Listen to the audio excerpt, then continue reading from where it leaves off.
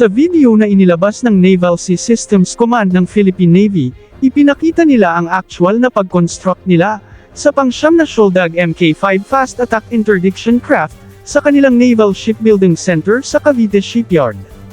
Kapansin-pansin din sa nasabing video, ang isang spiked non-line of sight or NLOS missile system na ginagawa ng mga tauhan ng Philippine Navy, tila nagpapahiwatig ito na ang pang-siyam na Shoaldag Mk5 ay magiging armado din ng nasabing missile system, tulad ng mga naunang mga sister ships nito.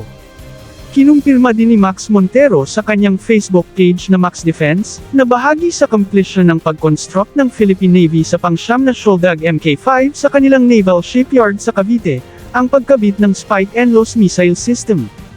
Ngunit sa gitna ng tila kumpirmasyon na ito, ay ang katotohanang base sa kontrata noon ng Pilipinas at Israel Shipyard sa pagbili ng 8 Shoaldag Mk5 Fast Attack Interdiction Craft, malinaw na nakasaad, na 4 lamang sa mga ito ang kakabitan ng mga missile system na ito, habang ang natitirang 4 ay walang missile system, ngunit may probisyon para dito kung sakaling nanaisin ng Philippine Navy na kabitan ito sa hinaharap.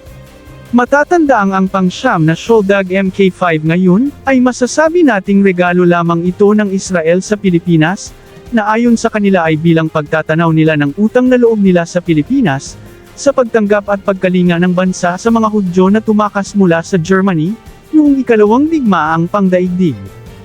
Walang kumpirmasyon mula sa Israel, na ang pang-siyam na Shoaldag Mk5, ay pakakabitan din nila ng Spike missile system ng libre. At wala ring dokumento na lumabas ngayon, na ang Pilipinas ay bumili ng isa pang set ng Spike non-line of sight missile system mula sa Israel. Kaya bagamat gustong-gusto natin na mayroong mga missile system ang lahat ng mga Shoaldag Fast Attack Interdiction Craft ng ating Philippine Navy, ngunit tila mahirap paniwalaan sa ngayon, na ang pang-siyam na Shoaldag Mk5 ay armado ng Spike NLOS missile, sa kadahilan ng wala pa tayong nakitang ebidensya na nag-order ang Pilipinas ng karagdagang isang set ng Spike NLOS missile system. Ganun pa man, hindi rin natin isinantabi, na may posibilidad na totoo din ang balitang ito.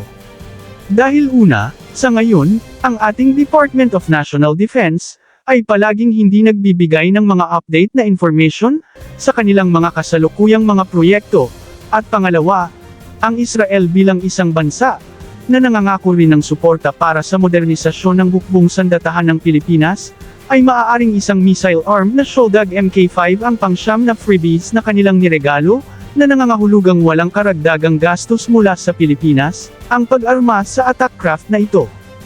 Ang lahat ng ito, ay mabibigyang linaw, sa oras na makomisyon na ang pang-siyam na Shoaldag Mk5 na ito, at makikita natin sa actual, na meron ngang nakalagay na Spike NLOS missile system sa likuran nito.